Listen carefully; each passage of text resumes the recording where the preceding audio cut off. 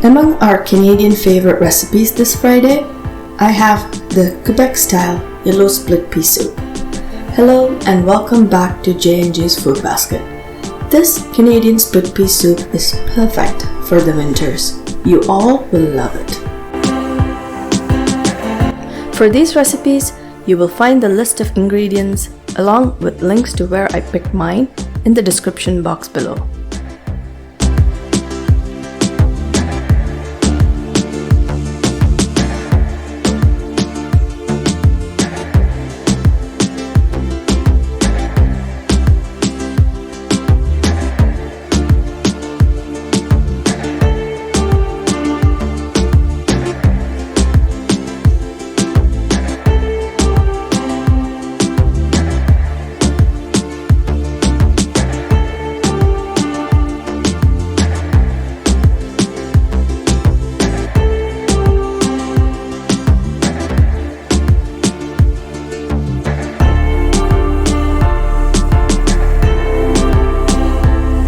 So, that was another quick video taking you step by step through easy and very tasty recipes using ingredients available in your own kitchen.